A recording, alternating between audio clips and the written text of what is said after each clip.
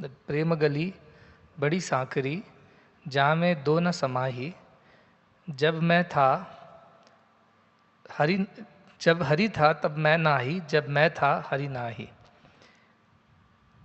What it means is that the lane of love is very narrow.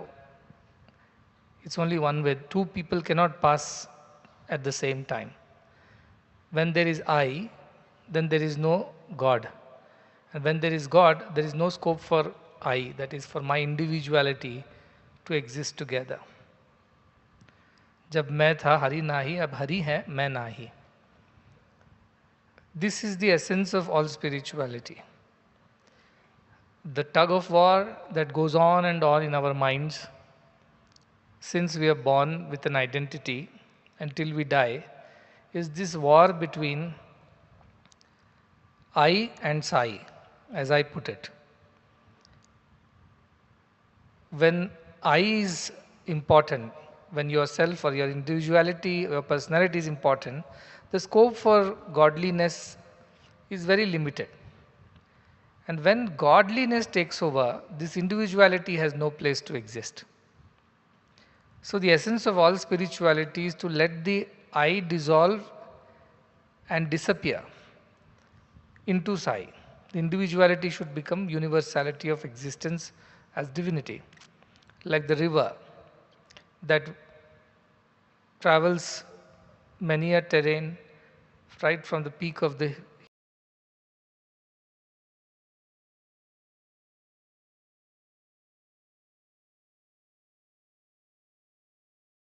is that there is nothing to gain, there is only to let go.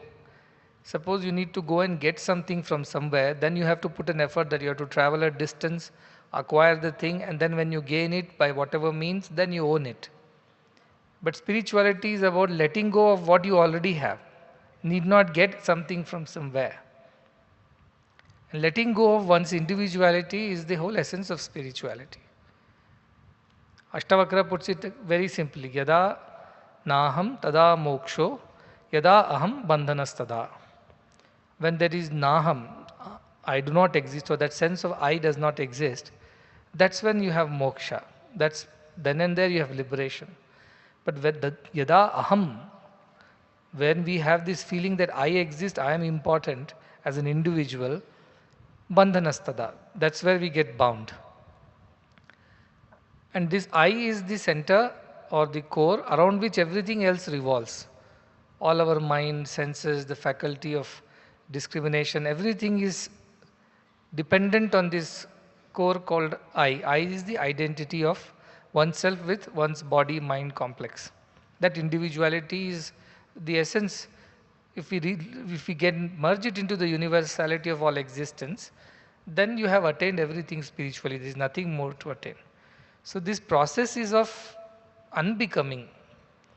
This process is not of becoming something, it is the process of unbecoming this I. So it should be relatively an easy thing, one would say. Because if I tell you have to become rich, then you have to work hard all your life, earn money, gain something, then store it, then you can call yourself rich.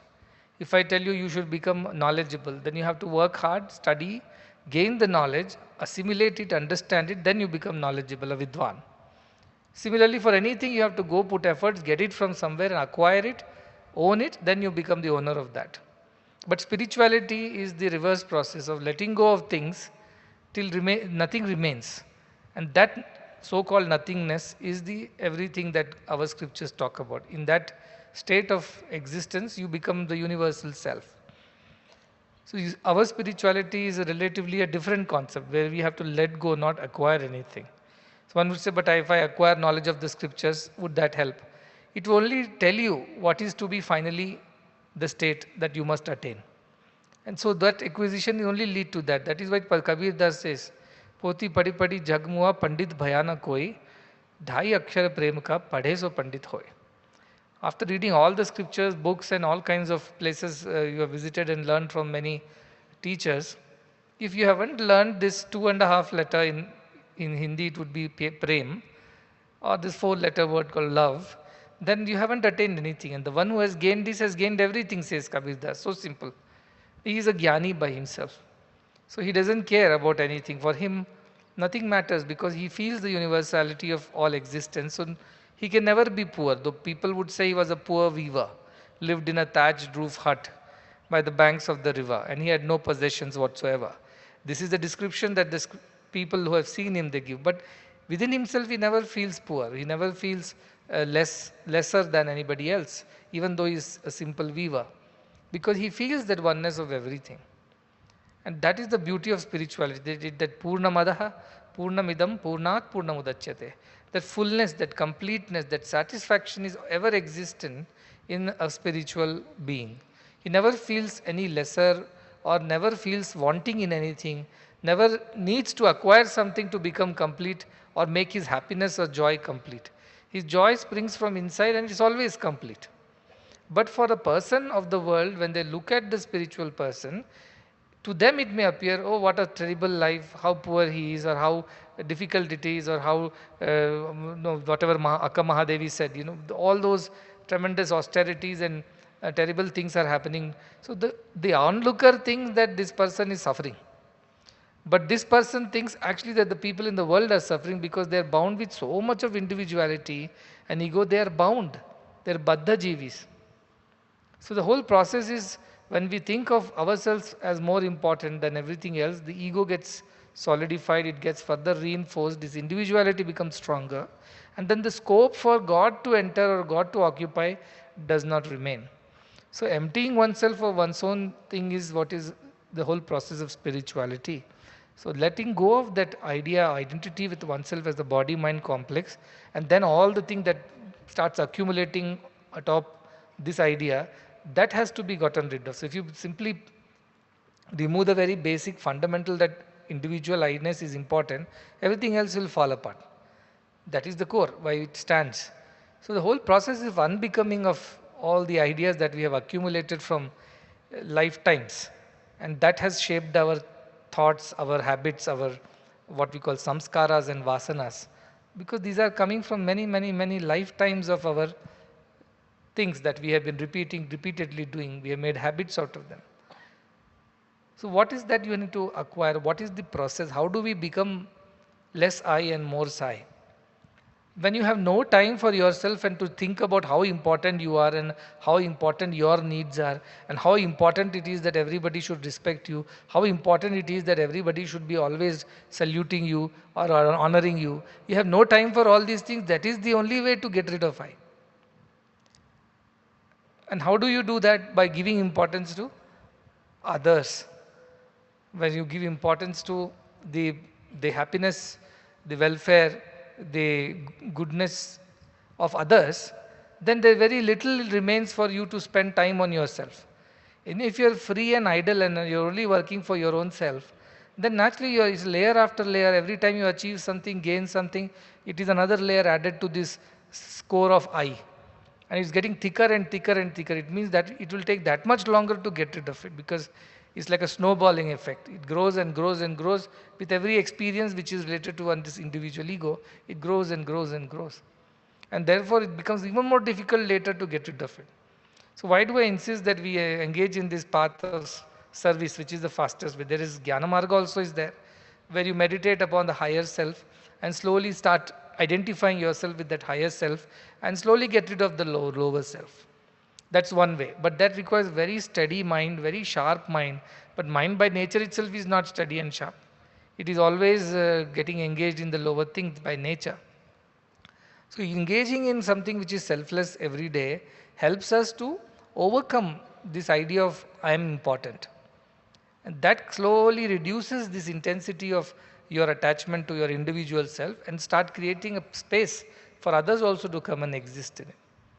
This is the process. So the karma marga or the seva marga that I mentioned, that is the best way. Imagine in front of you there is somebody who is suffering, dying. You are also hungry, but that person would die without food or water.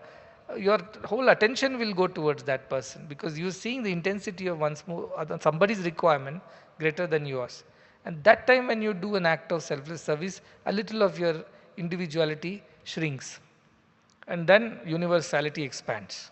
So this repeatedly done over one's lifetime will make one overcome the idea of one's individuality. That is why the idea of service has been given such a huge importance in all scriptures, everywhere. In our entire philosophy, doing, as is mentioned, Bhagavad Gita recommends at the end, Yajna dana tapak karma na tyajyam karyamevat tat yajna danas tapaschaiva pavanani manishinam. To undertake these three activities, yajna is yajnat karma samudbhava. All activities are yajna.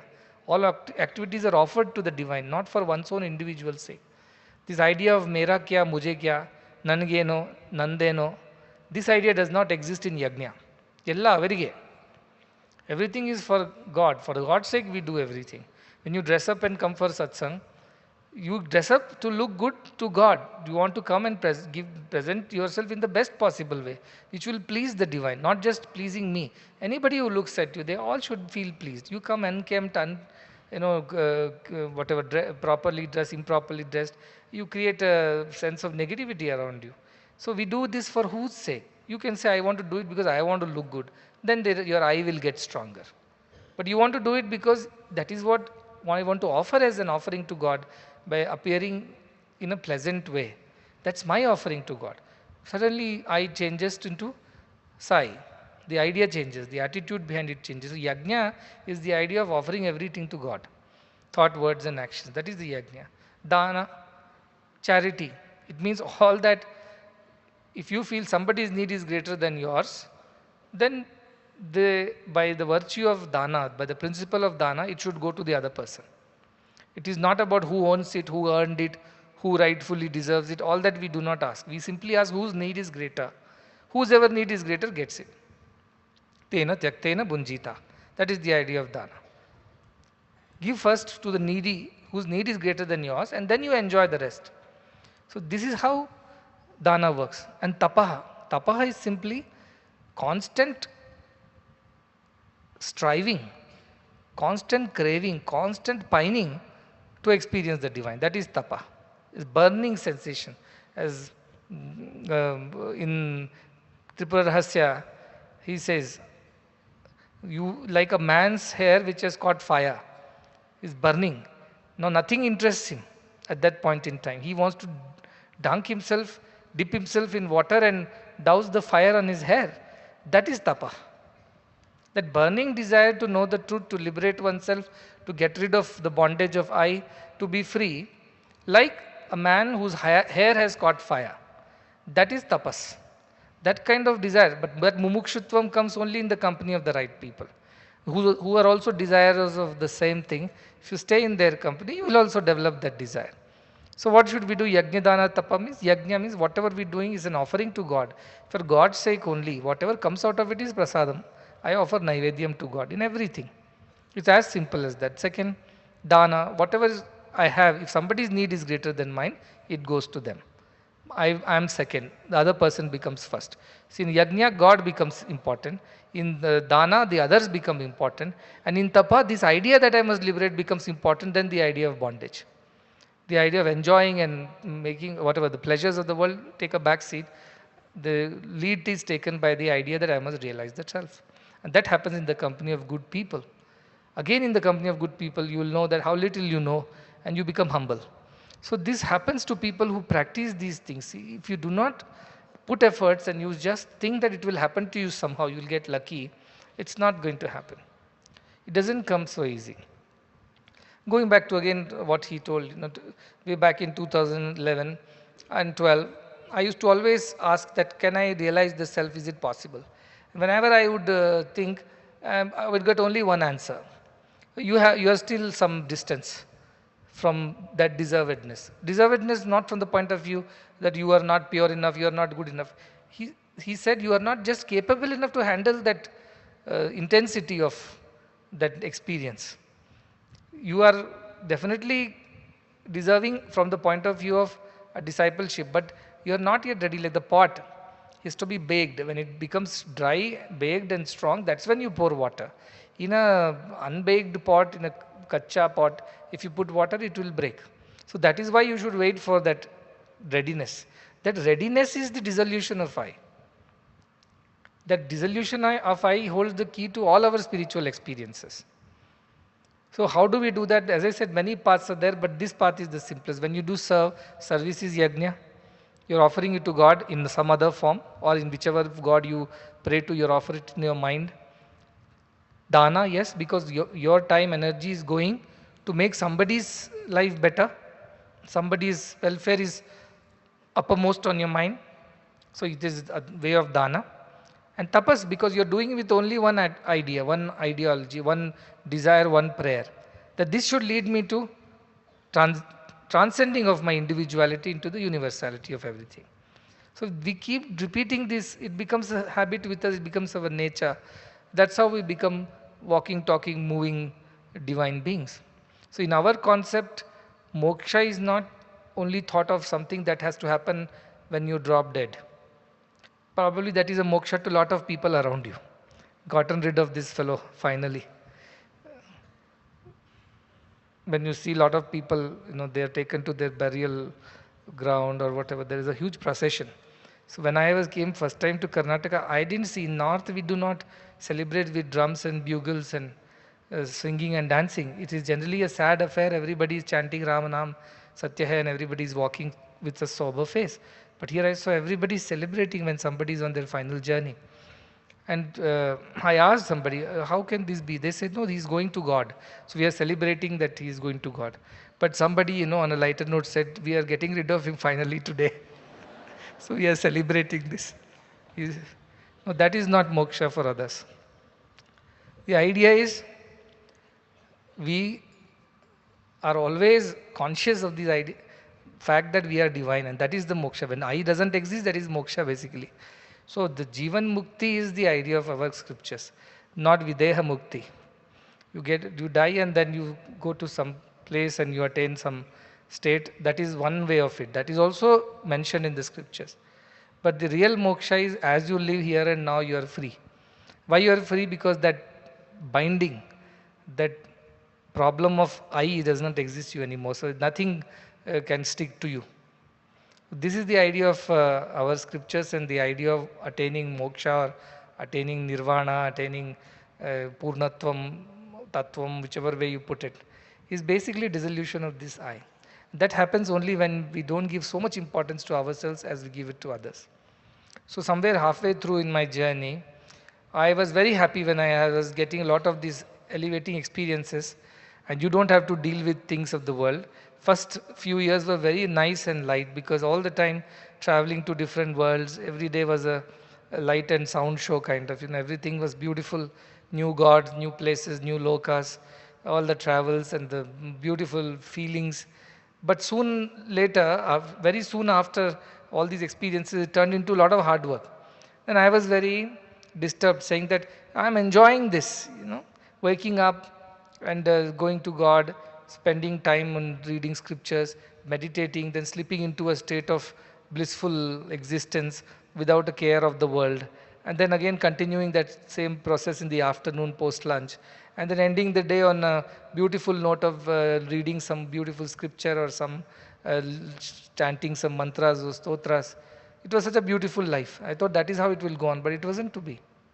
Then I was told, no, this is just to tell you what is the reward of doing all this. This is just a glimpse of what exists when you are free, when you have no care of the world, you are not bound by any desire or any idea. That is how you feel light and nice, but then it is not given to you.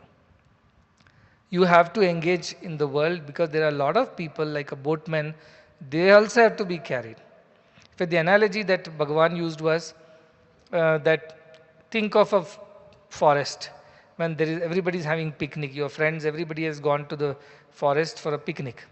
Now you sat by the river, you enjoyed your meals, you played games, everybody is happy, and now it's getting darker. And you have to get back home also. You cannot stay there forever because it's a beautiful place. Before the sun sets, you have to be back home because there is no light, there is no way you will find your way. You are smart, you have understood that you must get back home and you get detached saying that, okay, enough making merry, enough fun, I must return because otherwise I won't find my way back home. So you are the smarter one, you have gone off and before the sun sets, you have found your way out of the forest. But when you turn around and see all your friends are still stuck in the same old their place. Till now, whatever was giving joy to them during the daylight, now it becomes a cause of fear and terror. Because now animals, nocturnal animals will start coming out. Now the darkness is enveloping everything. You can't see a thing and you are getting scared. You want to get back home. And they are all lost in that dark, dense forest. But you have found your way out. You know how to trace your way back also and take them out. Now your journey is go back. I said, all this while I traveled with you to go out, come out of the forest. Now you're telling me go back to the same dense forest in the dark. He said, yes, this time you go back to fetch others, to get them out. So all the beautiful experiences of getting out of this cycles of whatever desires and its fulfillment and another desire, I thought it has ended. He said, yes, it has ended for you, but it has not ended for them. Now for the sake of them, go back and show them the way out of these woods. Because they are all crying for help. They are all stuck and stranded there. And you alone know the way out. So you have to go back for them. So I complained saying that this is unfair. Just now you released me from this whole idea of doing and desiring and enjoying or suffering. Now you want me to go back and trace the whole thing and brave the wild animals on the way and still be courageous for the sake of those, in a way, fools who did not listen to the advice when I was giving them that come out of this place, enough of fun, now it's time to go home. And they didn't listen to me. I had told them, I had warned them, I had cautioned them. Now what is my problem? Why should I go back for those ungrateful or whatever careless fellows who should have acted when there was time, when I was ready to guide them out? He said, no, we cannot think like this. They have made a mistake, yes. They have been wrong in doing what they have done. But we must have compassion. And you must have the compassion because you have found your way out. You know the relief of being out of that dark wood. But you must also feel for them who, yes, they did not listen to you, they did not follow you when the time was there, they did not act on your advice, but you can't just abandon them. That is not right. You must go back for them and get it. So every time I have to remind myself, when I thought I'm just out of the woods and I can have my way, then I look behind and see there are so many stuck there. Some of them were stuck because they did not have anybody to tell them. Some of them were stuck because they did not listen to somebody who told them. Whatever be the reason, whatever be the problem, one must go back for them and get them out. That is why Shankaracharya says, see, the way of Guru is ahetuka daya sindhu, he says. Bandhu namatam satam. Anybody who surrenders or bows down to the Great One, he becomes their bandhu, he becomes their friend. And he's ahetuka daya sindhu. He has oceanic compassion without any conditions. He's compassionate just like that by nature. Somebody listened, so he is compassionate to them. Somebody did not listen, so he's not a compassionate one. Somebody followed, so he will show his mercy. Somebody did not follow or even resisted. Even then he should show compassion. So this was a very huge ask, very tall order. For somebody who just came out of woods, with great difficulty, are you in the dark, go back again and get others? It feels like a huge task. But in 2012 he told me, when you, in the process of your evolution, one day you will be a guru. You have to think from 2012 perspective. I was just as young man with my own things and I was just enjoying this new phase in life. And suddenly everything reverses, no, this is okay, now you must go back. So it's like the boatman who just crossed the river and reached his home and then suddenly heard so many people shouting from the other end of the river saying, please fetch us, please don't leave us behind, we are also here. And you may ask them, where were you when I was starting the boat and I was shouting, come on, let's go. You were all not listening then. But I can't say that. You have to go back with your boat just for getting that fellow and take them across. So this is the job that has been given to me. Now, if I am strict, what am I trying to do basically? I am just trying to be strict to tell you, it's time to go home. It's getting dark. You can't fool around here anymore. You can't just play there. I know it is very nice, very enjoyable. You like it. But this is not the way. You have to get in my boat and we must cross. You have to follow me. We must go out of this forest. You may not know, but there are darkness that will envelop you soon. There are dangerous wild animals that will attack you. Before the time gets over, let us get out. So when people are not willing to listen, what is my choice then, you tell me? This is the only choice, right? To increase some decibels and make them listen because they are busy in their own world, living in fool's paradise, as they say. They think that's paradise because we are in the middle of nature and enjoying. But soon it will become very dark. That is something they don't remember. So that is something I have to remind. If you don't listen, I'll have to make you listen. Otherwise, what will happen? If you listen and come with me, my job is easy. One shot, we are all out of the woods. Now, if we are all out and then a few are left behind, what is my plight now? I have to come back for their sake, right? It's a waste of everybody's time and energy. So why should you waste each other's time? We could have done something more. We could have walked towards a home faster. Now everybody has to wait for those who are stranded. For their sake, you have to go back, fetch them. But this goes on and on and on. As I said, a teacher's problem is he knows the subject thoroughly, he understands everything, but every time, batch after batch, he has to teach the same subjects. In every batch, there will be students who, some are obedient, some learn, some are dull, some are disobedient. For their sake, he has to go back. But can he say, I know this subject, I've already learnt it, I don't want to teach this to anybody anymore? Then what will happen to the next batch?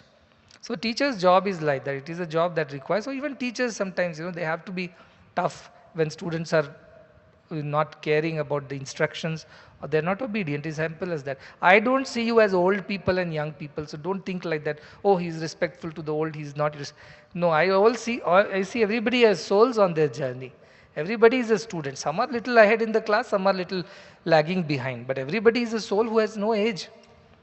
You may think these people are older, these things are younger, but for a person from this side, everybody is a soul that is on his journey, lifetimes of journey. So when somebody is not realizing the value of the journey and going back, you have to, as a teacher, as a guide, as a whatever protector, you have to go and protect them and pull them out and say you have to go in. So those who have gone for picnic and those teachers who have taken students for picnic will know. Once they get into the river or get into playing, it's very difficult to get the kids out of them. That is getting dark and then you are getting tensed because you have to hand over these kids to the parents at the end of the day. You can't be in the forest forever. So when we were kids, we used to go to picnics. Everybody had a good time except the teacher, who was always worried which kid will fall in the river, which kid will burn his hand lighting fire, which kid will slip somewhere and break his leg. All the tension was of teachers. So whenever we would go and tell our teachers, let's go for picnic, they will say no first. Then we have to plead, please, please do. And then teachers will have to take the responsibility, all the kids, right? Because they have to return the kids to the parents by the end of the day. But if kids are disobedient, they're not listening, how can teacher leave 20 kids there and come back for another 20 later? It's not possible. So make it easy is what I'm saying. Let this learning and process become easy. That's why I said, Tejasvidam adhiv tamastu mahavid vishavahi. Don't be a trouble to each other. That's what the mantra says. As teachers and students on this spiritual path, let us be cooperative. Let us help each other. Let us not have hostility nor give a scope for such hostility. Let it be a happy learning experience for both of us. This is the Sahana Bhavatu mantra. So this is what I keep repeating again and again, that our job is to attain that moksha. And that moksha is not to be attained after achieving some great spiritual austerities and practices. That will not happen. But the dissolution of I itself is moksha. And dissolution happens when you start putting others before yourself, putting God above everything else, and do everything for that greater idea of God and goodness of others. Then your individual ideas will start diminishing, they start shrinking. And one day they'll disappear because there is no scope for it. You're not paying attention to it. So this is the whole process. Now this process takes time. It is not something that you can just achieve it overnight, because these samskaras are there from starting with our survival instincts, which are inbuilt in all the creatures. From there to all the ideas of ego and pomp and show and recognition and all that is there in us. We cannot get rid of it in one day. But it is a process. If you are at it for a long time, then they will be able to do that. In mathematics, there is, when problem comes, no, monkey is climbing a pole. He goes 2 steps up and slips 1 step down. How long will it take for him to reach a 9-meter pole or something like that? That depends on how many times he slips, right? If he doesn't slip at all, he will reach very fast. Every jump he covers a meter. 9 jumps he will cover. But every jump he covers a meter, slips by half a meter, then Sit and calculate. So the idea is that we do not want to slip behind. That's why I'm very particular, because for you, you will realize or not, for me, it's an extra effort. And that extra effort is an wasteful effort. It could have been done in the first go. For the sake of a few or disobedient ones coming back all the way, risking our everything and taking them again out, it's not right. We should just follow the master. That's what I keep telling. And many people are, our kids are our kids and our people. So they have their own doubts whether what I am saying is true or not true and things like that. I tell them, don't worry about whether I am following, not following, whether I am truthful, not truthful. Just go by the message. Forget who is giving the message. Just go by the message. Test that message against the authority of the scriptures. Whether this is what others also have told. Whether this is what is the truth. And then argue it out in your heart whether this will do good to you or not do good to you. And then convince yourself and then follow. How does it matter whether I tell this, you tell this, or who tells this? Message is important for you.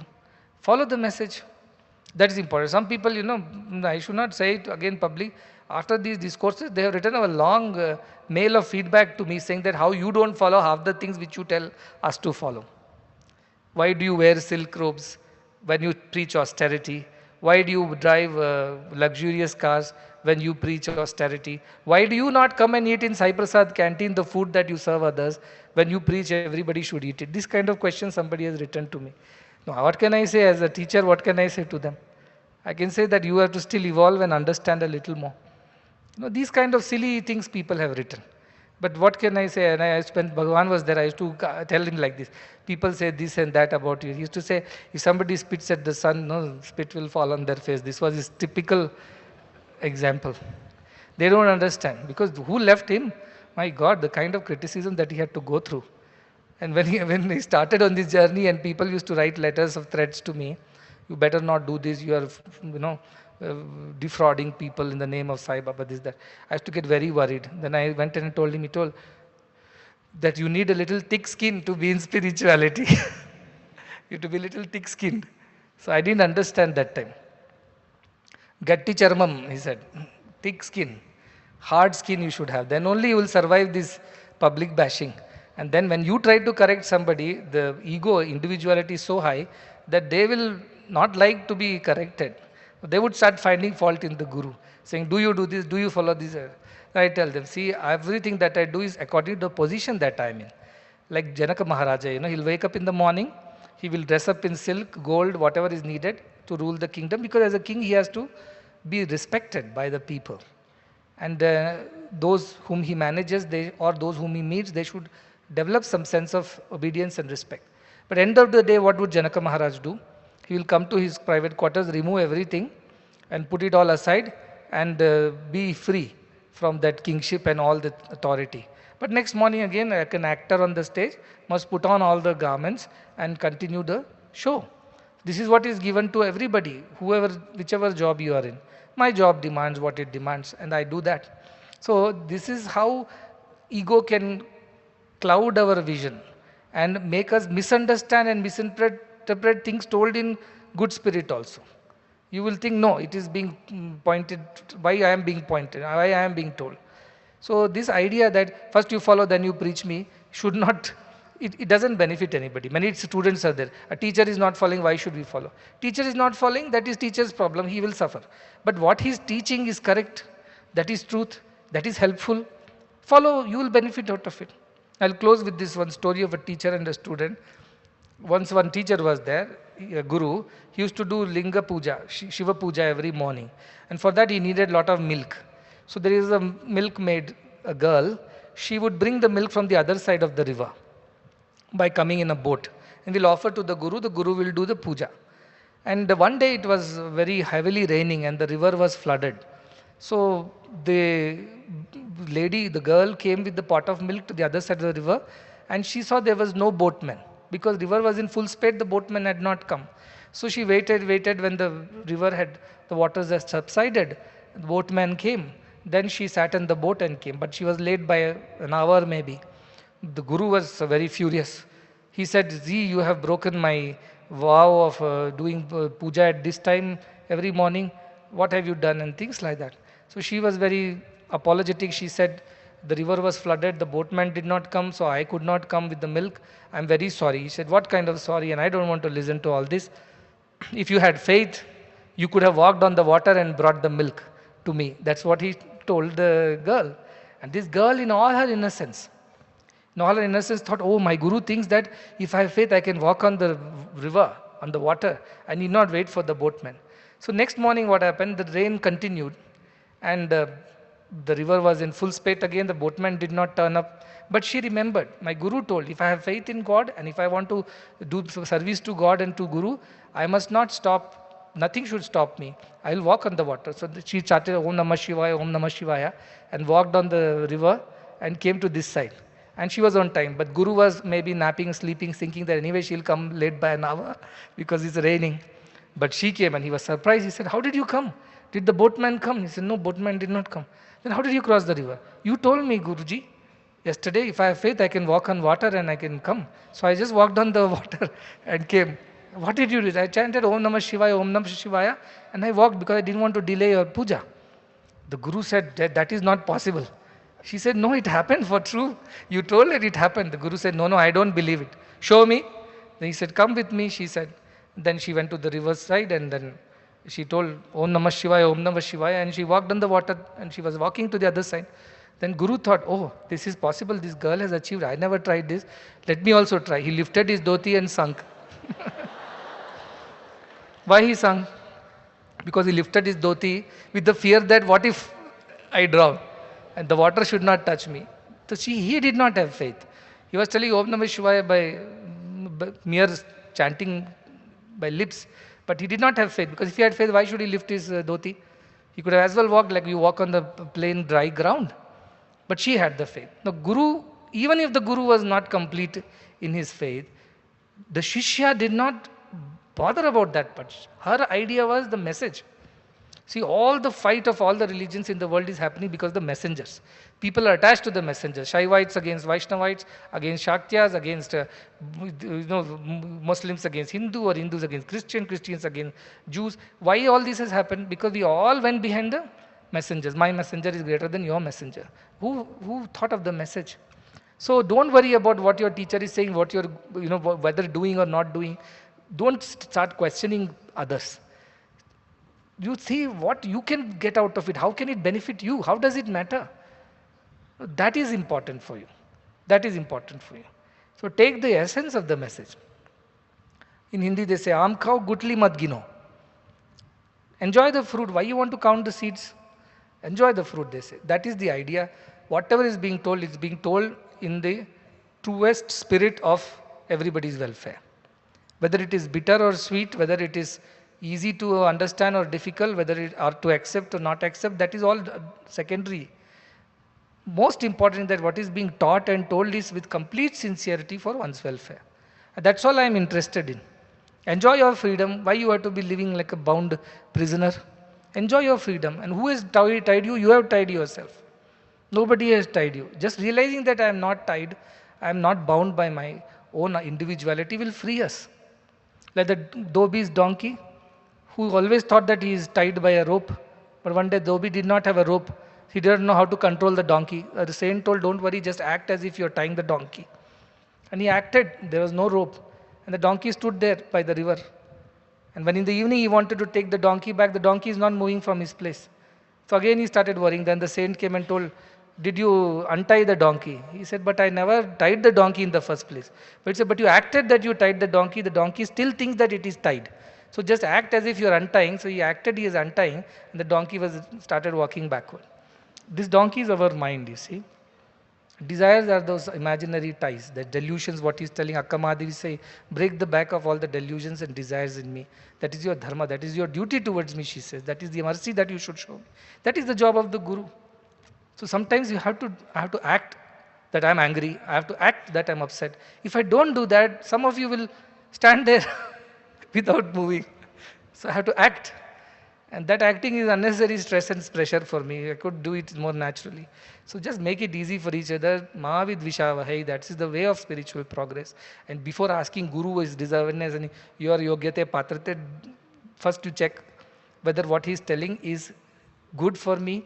If it yes, how does it matter who tells it? If Ravana also gave Upadesha to Lakshmana. Lakshmana did not want to take Upadesha from Ravana.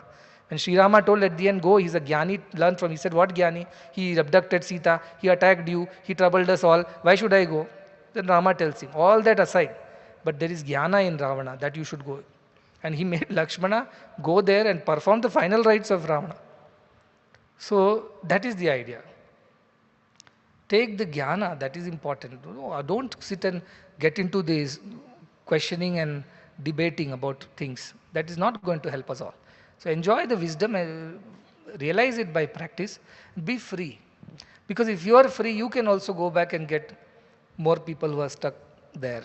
They will be grateful to you for a lifetime.